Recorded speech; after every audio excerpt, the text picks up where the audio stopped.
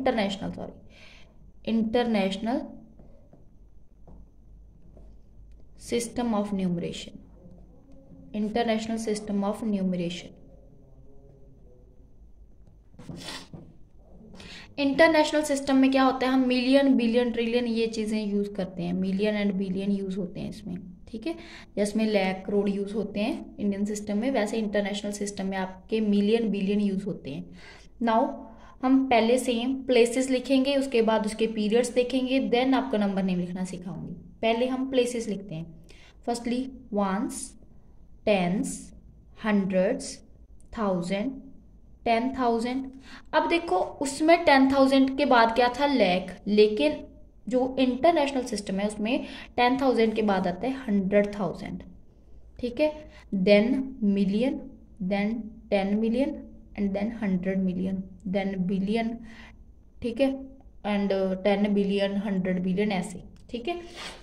अब अगेन फिर से सेम, ये जो आपका वंस, टेंस एंड हंड्रेड्स है इसको बोलते हैं हम वंस। ये पीरियड्स हैं, ये हो गया आपका वंस पीरियड, एंड ये हो गई आपकी प्लेसेस, ये वंस पीरियड है। अब ये वाला जो 1000 वाला है इसको हम बोलते हैं थाउजेंड्स पीरियड, थाउजेंड्स पीरियड। ये हो गया आपका मिलियन वाला पीरियड, मिलियंस पीरियड, मिलियंस। अगर मैं इसको सेम ऐसे लिखूं, यहाँ पे लिखूंगी 10 बिलियन, 100 बिलियन, तो ये हो जाएगा आपका बिलियंस पीरियड, बिलियंस पीरियड, ठीक है।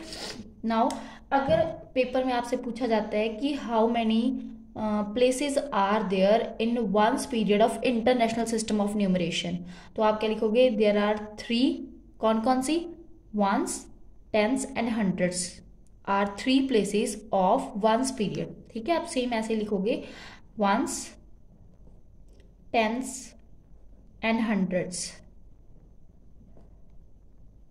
3 places of वंस पीरियड, ठीक है। ये हो गया। सेकेंड जो आपका है 1000, 10,000 एंड 100,000, वो 3 प्लेसेस थाउजेंड पीरियड की हैं। नेक्स्ट मिलियन, 10 मिलियन, 100 मिलियन, वो आपकी मिलियंस पीरियड की हैं, एंड सो ऑन।